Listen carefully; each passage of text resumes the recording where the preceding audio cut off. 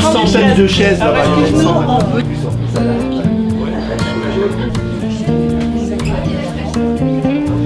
J'ai créé un atelier d'accueil il y a une douzaine d'années, une petite quinzaine d'années, et je l'ai créé, je ne l'ai pas créé tout seul, mais pratiquement tout seul, je l'ai créé avec ma femme.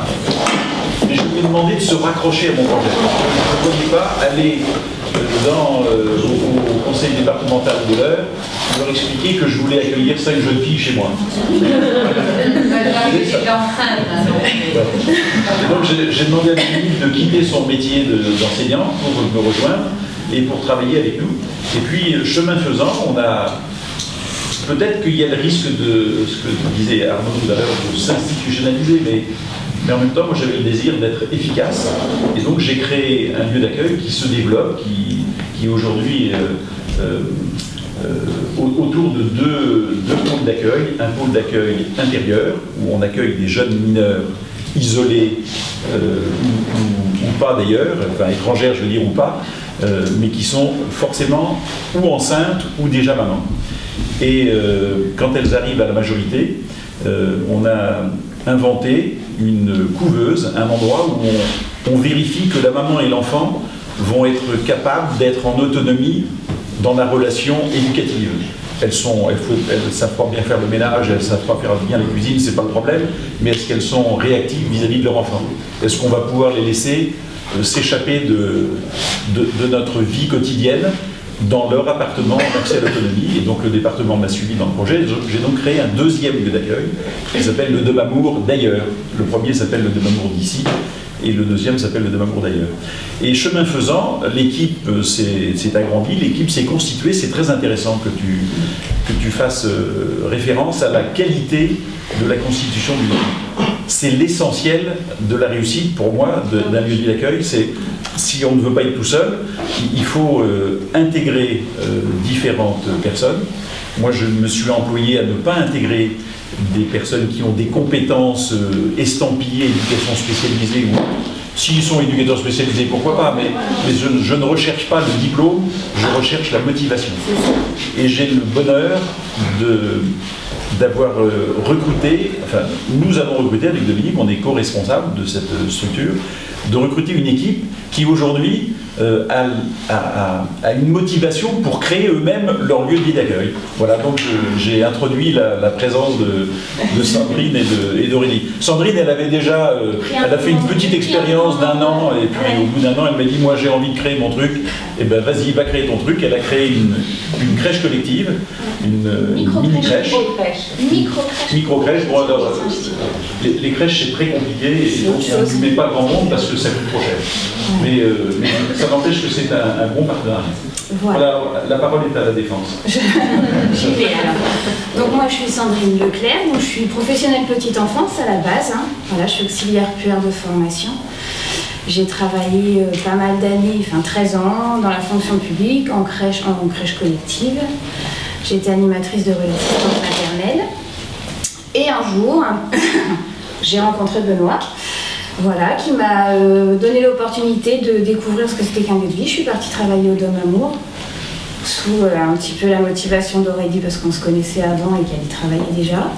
Voilà, j'ai découvert les lieux de vie que je ne connaissais pas du tout, avec un public aussi très riche pour se construire et puis un petit peu relativiser sur ces petits problèmes du quotidien. Donc voilà, j'ai eu une expérience d'1 an, pile poil, au Demamour, qui a été très riche pour moi, plus compliqué pour ma famille. Donc j'avais un choix à faire. Mon travail, mon mari, mes enfants. J'ai choisi mon mari, mes enfants. Quand même, parce que je voulais... c'était ma priorité. Et donc j'ai quitté le Demamour, mais je me suis lancée dans mon expérience pro à moi. J'ai ouvert ma micro-crèche privée à mon image avec ma philosophie de l'accueil de la petite enfance. J'y évolue parce que là je suis en train d'ouvrir, j'espère, la deuxième. On est toujours avec les relations avec la PMI, avec le conseil départemental. Voilà, il faut défendre parce que moi je défends l'implantation en milieu rural. Ma crèche est dans un village, il va y avoir 300 habitants. Voilà, je ne veux pas du tout aller en ville. c'est ma philosophie. On développe d'une parce qu'on est bien à la campagne et que pour les enfants on a accès à plein de choses très intéressantes qui nous coûtent pas cher et que je veux promouvoir, développer. J'habite à la campagne, on a besoin d'avoir du monde à la campagne et des services. Voilà. Mais mine de rien, l'expérience d'homme amour, je suis restée sur ma faim. Le lieu de vie, voilà, pour moi c'était pas un gros échec, mais voilà, j'avais pas été jusqu'au bout. Ma famille a mûri aussi, hein, parce que je suis toujours restée en lien avec l'équipe du Dôme Amour et un jour mon mari m'a dit pourquoi t'ouvres pas le tien avec ta philosophie, ta façon de voir l'accueil et d'organiser ton travail. Ah bah j'ai dit c'était toi qui le dis. Allons-y. Donc voilà, mes enfants avaient un peu grandi, j'ai contacté Benoît et Dominique, savoir si ils pouvaient m'accompagner aussi parce que j'ai pas assez d'expérience dans ce domaine-là pour pouvoir me lancer toute seule, avoir un petit soutien. Donc Benoît et Dominique m'ont dit oui. Donc voilà, ça c'était il y a 2 ans maintenant. Mais bon, ça se travaille, hein, ça se monte. Fallait que mes enfants adhèrent au concept. Parce que pour moi, se lancer dans le lieu de vie, il faut que, même si mon mari ne sera pas, il n'est pas du tout dans ce domaine-là, il est paysagiste, il veut garder son entreprise. Mais il faut qu'on soit en commun. Enfin, ça va prendre quand même une part importante de notre vie. Et pour mes enfants, je veux qu'ils l'acceptent aussi, pas que pour eux ce soit un poids. Et je veux organiser ma vie. Oui. Est-ce que, pardon, tu peux juste dire quel public tu comptes Des enfants. Je suis professionnelle petite enfance. Alors, là, on est encore dans ma vision super positive du truc. Je veux accueillir du 0-18 ans en fratrie, peu importe le public, c'est-à-dire situation de handicap, pas situation de handicap, enfin, voilà. Pour éviter, moi... Délinquance ou du comportement. Le tout, c'est que c'est une fratrie. Voilà. Moi, l'objectif, c'est la fratrie, ne pas classer une fratrie. C'est-à-dire qu'on a un placement, on a 3 enfants, il y en a un en situation de handicap, un autre qui est délinquant et un bébé de quelques mois. Et bien, tout le monde peut venir au même endroit. Après, dans ma vision, c'est à moi d'avoir les partenaires autour qui vont pouvoir accompagner chacun avec sa particularité. Voilà. Mais pour moi, c'est que déjà, être retiré de sa famille, peu importe la situation, même si c'est une situation qui n'était plus saine pour eux, enfin voilà, être séparé de son papa, de sa maman, c'est déjà dur. Alors si en plus on est placé chacun à 50 km les uns des autres, parce que toi tu es en situation de handicap, toi tu es trop compliqué à gérer, on va pas te mettre... Non, enfin je trouve que c'est... Moi je suis professionnelle petite enfance, je pense aux enfants en priorité. Les parents sont importants. Mais voilà, déjà moi dans ma structure, dans ma micro-crèche, voilà, quand j'accueille les familles, c'est les enfants que j'accueille. Les parents, ils sont là, ils adhèrent à mon projet pédagogique, à ma philosophie d'accueil. Mais moi, le prioritaire, c'est eux, c'est pas arranger les parents en fonction de leurs besoins. Donc c'est vrai que j'ai ce petit côté professionnel petite enfance. Mais voilà. Oui. Je me permets de te rejoindre complètement sur ce que sinon, bien sûr, oui. C'est bien l'intérêt de l'enfant. Voilà. Enfin, de l'enfant ou de l'adulte, en fait, du public qu'on accueille. Moi, je suis restée sur l'enfant parce que je me dis, je pars aussi sur mes compétences de base. Je ne projette pas. Mais voilà. Donc, ce projet mûrit, ce projet fait qu'il faut qu'on déménage. Voilà, qu'on investisse dans quelque chose de plus grand. Parce que j'ai aussi ce côté où je veux que les animaux soient présents. Enfin voilà, la petite ferme pédagogique me plaît bien. Enfin voilà, on a une approche avec des animaux, donc je veux acheter une ferme. Enfin voilà, il n'y a pas d'autres mots. Donc pour mon mari, pour mes enfants, c'est aussi un... Donc il a fallu qu'on travaille. Voilà, qu'on travaille sur ça, qu'on avance. Ça avance, pas trop mal. Pour l'instant, il n'y a rien d'écrit. Tout est dans la tête, ce qu'on voit. Voilà. Mais je pense que déjà, il faut asseoir le lieu où est-ce qu'on va aller. J'ai aussi cet objectif de m'implanter dans un secteur où je sais que je vais être bien accueillie par les élus. J'ai l'avantage d'avoir travaillé dans la fonction publique du territoire et d'avoir des relations. Donc je sais à peu près où je vais être bien accueillie. Donc là où j'ai vu, bon voilà, le maire m'a déjà accepté en tant que micro-crèche privée, c'est pas facile hein, de vendre ce projet. C'est des structures qui sont bien connues, il n'y a pas d'assez passif, à part les grands groupes. Mais moi, en petite structure individuelle, j'arrive à... Donc c'est une commune qui est ouverte. Donc je pense que je vais rester sur ce secteur-là. L'élu au conseil départemental a été mon élu chargé enfance-jeunesse pendant 6 ans, donc on se connaît bien. Elle me connaît, elle connaît mes motivations, elle sait comment je travaille.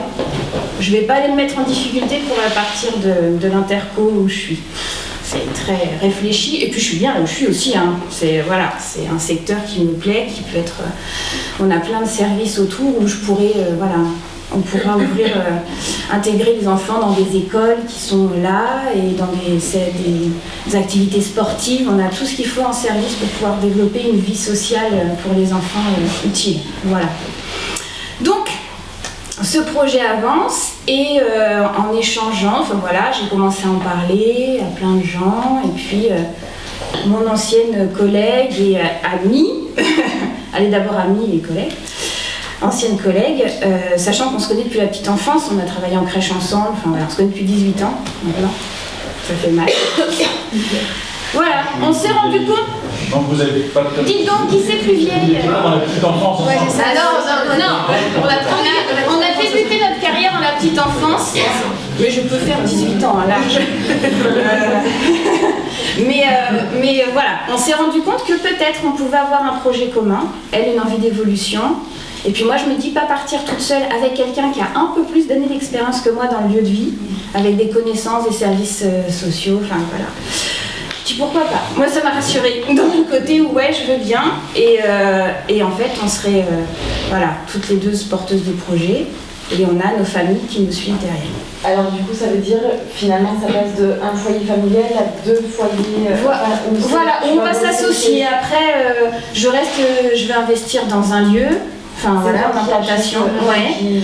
Après, on verra. C'est vrai que nous, de toute façon, dans notre conception de famille, avoir une ferme on a toujours été ouvert là-dessus. Je ne vais pas chambouler la vie de ma famille. On a des animaux déjà chez nous, mais pas assez pour faire le petit côté ferme pédagogique. Et voilà, on a un âne, on a des chèvres, on a tout ça. Si on veut évoluer ça, il faut qu'on ait plus grand terrain. Donc, c'est déjà une philosophie de vie pour ma famille d'être entourée d'animaux, d'avoir ce côté. Du coup, c'est pas un achat à plusieurs. Après, on verra. On ne sait pas. Nous, on va investir. Après, s'il y a besoin un jour pour que Aurélie ait sa place aussi, on partage le terrain en deux. Il y a une partie vraiment, c'est le lieu de vie et Aurélie a ses parts. Ça c'est... On est encore beaucoup dans... Après, assez dans le projet Voilà. C'est Jean-Baptiste. Il est là, voilà. On a aussi des bébés. C'est ça. On a plein d'idées. Alors, c'est parfois... moi, je visionne des choses dans comment voir l'équipe. J'ai mon personnel dans ma micro-crèche privée, elles sont tout à fait au courant du truc. Et il y en a certaines qui sont même partantes pour évoluer vers pourquoi pas. Je sais qu'en plus, si j'ai des tout petits, j'aurai une structure d'accueil pour les prendre sans souci. Donc mais c'est encore beaucoup d'idées, beaucoup de choses. Il faut qu'on se pose. Des enfants qui ont la carte. Ouais, je sais bien. Mais après, on est encore on réfléchit à plein de choses. On a plein d'idées, on a plein d'envies. Maintenant, il faut que ce soit structuré, il faut qu'on se pose. Mais déjà, on voulait avoir le lieu d'implantation pour pouvoir commencer à en parler aux élus, ce que j'ai fait. Dans l'idée, ils sont les lieux de vie, ça leur parle, ils sont assez ouverts. On est dans un département où les lieux de vie ont une bonne c'est ça, on a une bonne... La bande qui est installée là... On est dans l'heure, voilà. C'est ça. On est une quinzaine de lieux de vie d'accueil. Oui, on est nombreux. Et es-tu dans les temps?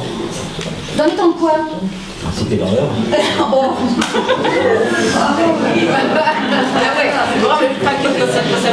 Si nous on veut rester dans les temps, il faut que... On s'arrête. Aurélie prenne un peu... Si Aurélie veut dire comment elle quitterait la super équipe de la mort. Ça, on s'en fout. On est d'accord. C'est sûr. Comment que fait naître fait naître le désir de c'est ça, de donner envie aux autres de se lancer. Et ça donne l'idée à Serge Chailloux d'introduire dans les publics accueillis, je croyais qu'il y avait une colonne fratrie, mais non, il n'y a pas de colonne fratrie. Non, il n'y a pas de colonne fratrie, mais on pense l'introduire. C'est important.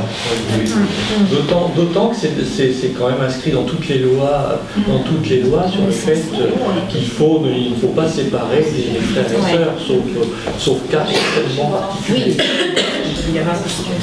Mais dans la réalité, c'est vrai qu'on a des gamins qui sont dans tous les sens accueillis, en fait, là où il y a de la place, parce que la question, on parle de place, on ne parle pas de projet pour les enfants, on parle de place.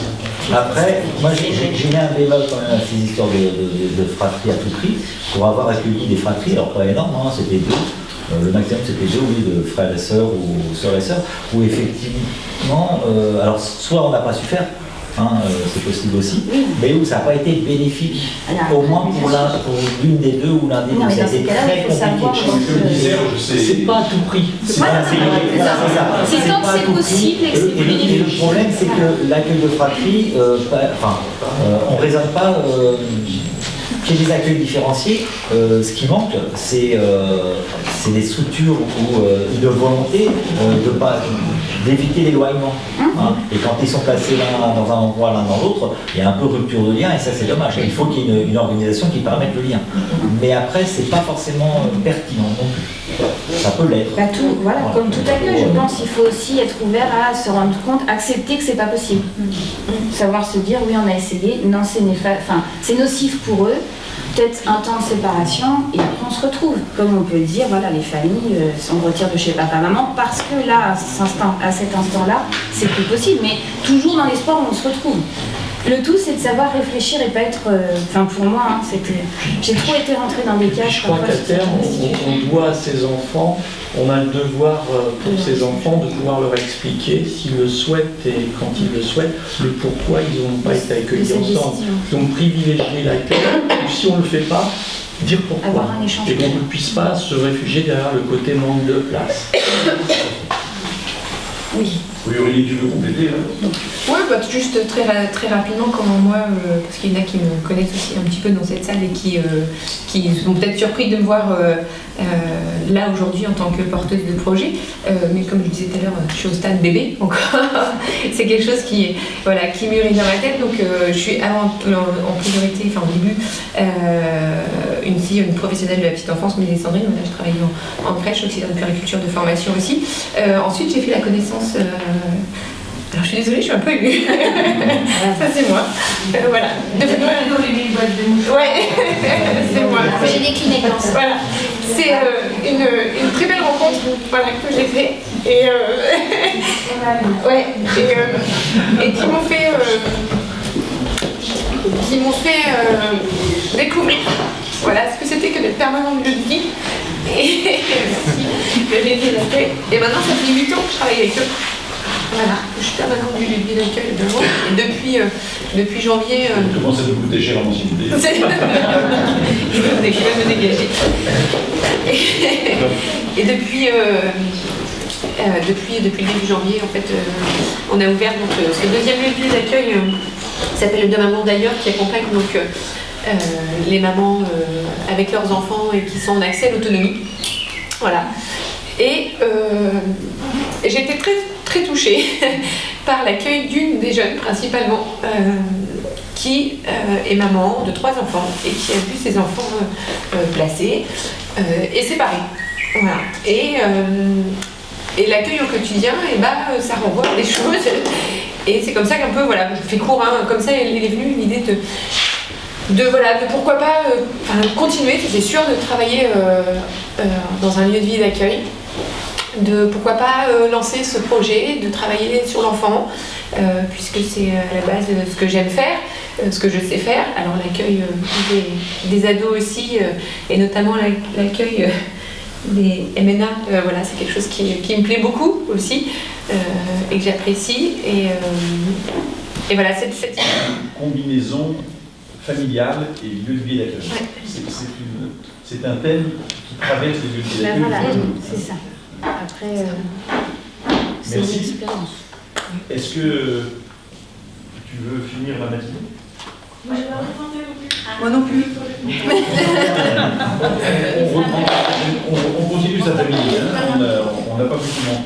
Que je vois qui on n'a pas vu là. Ségolène, Lison. Et toi? Eh bien, écoute. Si, tu y vas, Fatia?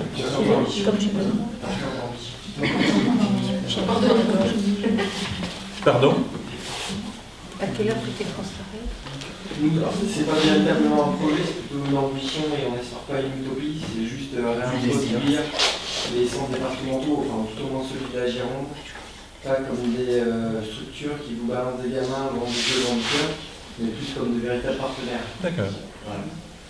Donc on va les manger à 12h30 et on revient pour 14h et on a jusqu'à 17h. Alors je propose que Katia finisse Fatia, pardon. Fatia, comme tu veux.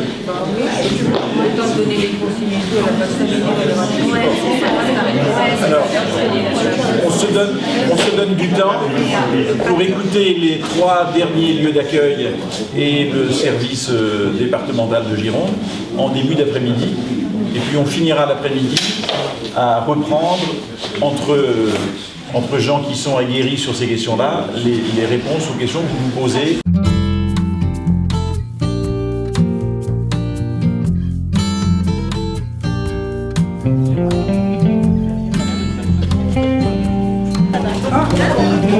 Une centaine de chaises là-bas.